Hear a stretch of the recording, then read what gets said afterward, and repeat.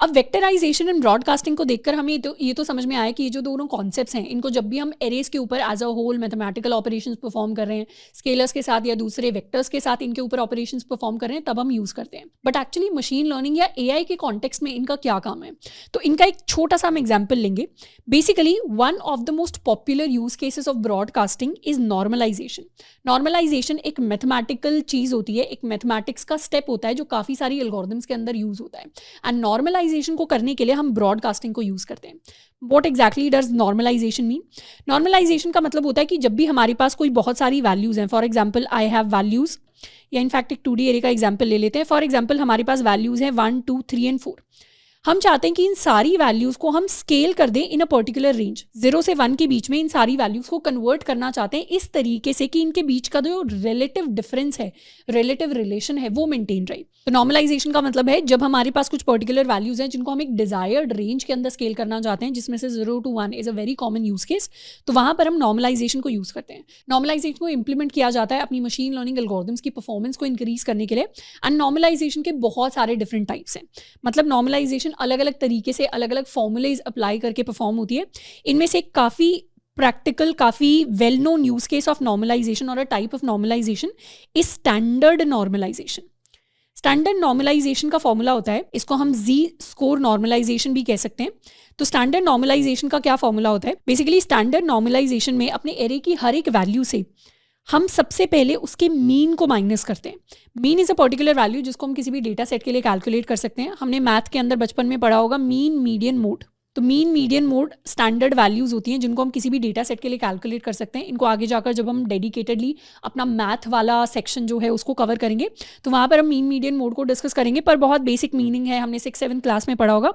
Mean का मतलब होता है कि जब भी हम सारी की सारी वैल्यूज का सम करते हैं एंड उस सम को डिवाइड करते हैं टोटल नंबर ऑफ वैल्यू से, तो हमारे पास मीन वैल्यू आती है पूरे डेटा सेट की। हम एरे से मीन वैल्यूज को माइनस करते हैं एंड उसे डिवाइड करते हैं स्टैंडर्ड डिविएशन के साथ। तो standard deviation is also a particular value which we can calculate. किसी भी एरे के लिए स्टैंडर्ड डिविएशन कैसे कैलकुलेट होता है, किसी भी डेटा सेट के लिए स्टैंडर्ड डिविएशन कैसे कैलकुलेट होता है? हमारी जो हर एक वैल्यू है उससे हम अपनी मीन वैल्यू को माइनस करते हैं। तो हर एक ith वैल्यू से हम अपने मीन को माइनस करते हैं and then we basically take the square of these values. इन सब का हम सम ले लेते हैं एंड इन्हें हम डिवाइड करते हैं to the total number of values. And फिर ये जो पूरा का पूरा आंसर हमारे पास आएगा, इसकी हम अंडर रूट वैल्यू कैलकुलेट करते हैं। तो ये बेसिकली फॉर्मूला होता है for calculating the standard deviation. इसको भी बाद में हम डिटेल में डिस्कस करेंगे, बट ये जेनेरिक फॉर्मूला है जिसके बारे में हम पढ़ सकते हैं। इसको नोट्स पे भी मेंशन किया हुआ है, but this is the basic process of calculating standard deviation for a data set. So to summarise, जब हम ये ऑपरेशन परफॉर्म करते हैं तो हमारा ये जो वेक्टर है ये नॉर्मलाइज हो जाता है और फिर हम नॉर्मलाइज वेक्टर को अपनी एल्गोरिथम के अंदर यूज कर सकते हैं। इसका हम प्रैक्टिकल एग्जाम्पल देख सकते हैं। लेट्स कम हियर, इसे हम रिमूव कर देते हैं and let's run this. Let's look at how do we normalise. Normalise करने के लिए अपना एक एरे का एग्जाम्पल ले लेते हैं। It will be a 2D array, काफ़ी सिंपल सा एरे जिसको हमने डिस्कस किया, जिसके अंदर सिर्फ 4 एलिमेंट्स हैं, 3 and 4, एंड इस तरीके से हमारे पास हमारा एरे आ जाएगा। अब सबसे पहले तो इस एरे का हम मीन कैलकुलेट कर सकते हैं। एरे का मीन कैलकुलेट करने के लिए we actually have the formula which is np dot mean. ये हमारा फंक्शन है जो हमारे पास है, जिसके अंदर हम अपना एरे पास कर देंगे तो हमारे पास टोटल मीन वैल्यू आ जाएगी विच इज़ 2.5।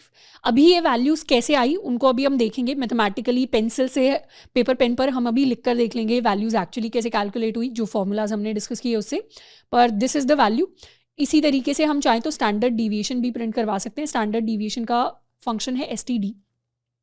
तो स्टैंडर्ड डिविएशन हमारे पास आता है 1.11 के इक्वल। तो अगर हमें एरे को नॉर्मलाइज करना है तो उसके लिए हम अपने नॉर्मलाइज्ड एरे या इनफैक्ट एक नया हम एरे बना लेते हैं। Normalised array is going to be this array minus the mean. इस मीन वैल्यू को हम स्टोर कर लेते हैं कहीं पर।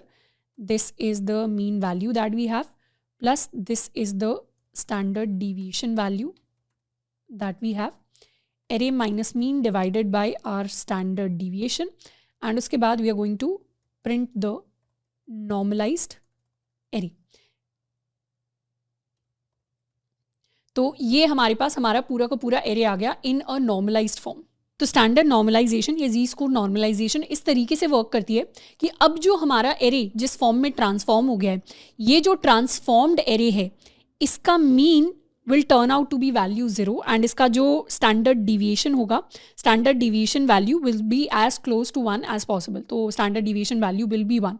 तो ये जो फॉर्म है, अगर हम in fact calculate भी करें दिमाग में, तो हमें पता है ये वैल्यू इस वैल्यू से कैंसिल आउट हो जाएगी, ये इस वैल्यू से कैंसिल आउट हो जाएगी, एंड इवेंचुअली अगर हम इस एरे का मीन कैलकुलेट करेंगे तो that will be equal to 0. तो इस तरीके से हम अपने एरे को नॉर्मलाइज कर सकते हैं. अच्छा, let's also look at the mean and standard deviation value calculation. In fact अपने मीन की एंड अपने स्टैंडर्ड डिविएशन वैल्यू को एक बार प्रिंट भी करवा लेते हैं.